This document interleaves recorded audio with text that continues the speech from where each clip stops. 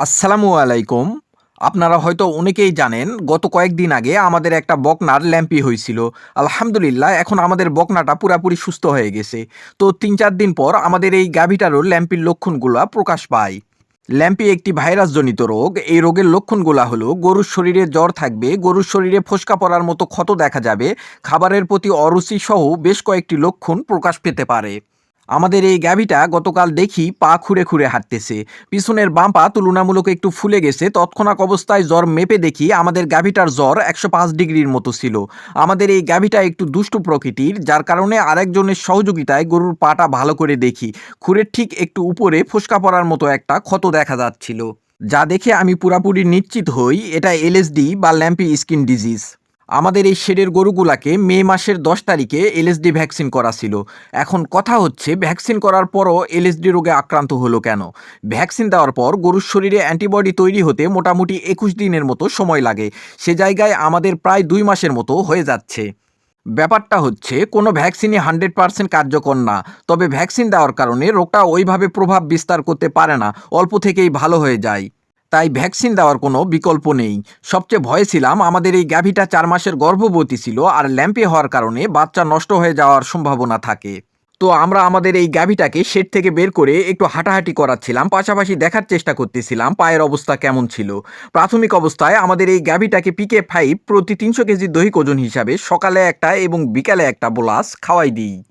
প্রথম দিন খাওয়ানোর পর আমাদের গাভীটার পা ফোলা, জ্বর, ব্যথা অনেকটাই কমে যায়। পরের দিন থেকে একটা করে বোলাস টানা ৩ দিন খাওয়ানোর পর আলহামদুলিল্লাহ আমাদের গাভীটা পুরাপুরি সুস্থ হয়ে যায়।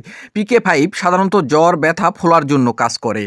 আমরা সাধারণত ভুট্টার আটা কিংবা গমের আটা দিয়ে গরুকে ঔষধ খাওয়াই। তো আজকে একটু ব্যতিক্রমভাবে খাওয়ালাম আমের পাতা দিয়ে। তো আমের পাতা দিয়ে খাওয়াতে গেলে আপনাকে ঔষধটা প্রথমে মোড়ায় নিতে হবে, তারপরে গরুর জিহ্বার ঠিক মাঝখানে ঔষধটা দিয়ে দিতে হবে।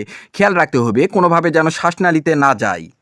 আমাদের এই গাভীটাকে ল্যাম্পির লক্ষণগুলো প্রকাশ পাওয়ার ২ দিন আগেই আইভারমেকটিন ইনজেকশন দেওয়া হয়েছিল, যার কারণে নতুন করে আইভারমেকটিন ইনজেকশন দিতে হয়নি। ক্ষত স্থানে যেন পোকা না হয় সেজন্য আমরা আইভারমেকটিন ইনজেকশন ব্যবহার করি।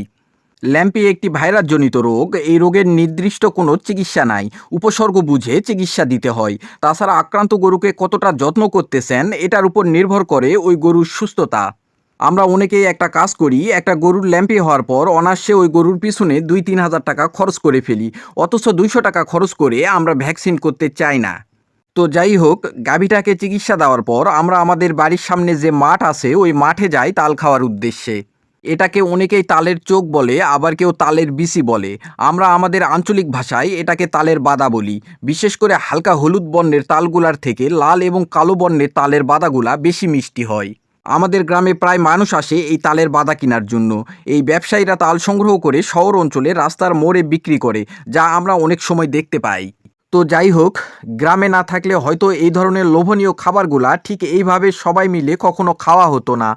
আমরা এমন একটা গ্রামে থাকি যেখানে এই ধরনের খাবারগুলা থেকে কখনো বঞ্চিত হতে হয় না। দোয়া করবেন আল্লাহ তাআলা যেন আমাদের ব্যবসায় বারাকা দান করে এবং সৎ পথে পরিচালনা করার তৌফিক দান করে। আজকে এই পর্যন্তই। ভালো থাকবেন, সুস্থ থাকবেন। আসসালামু আলাইকুম।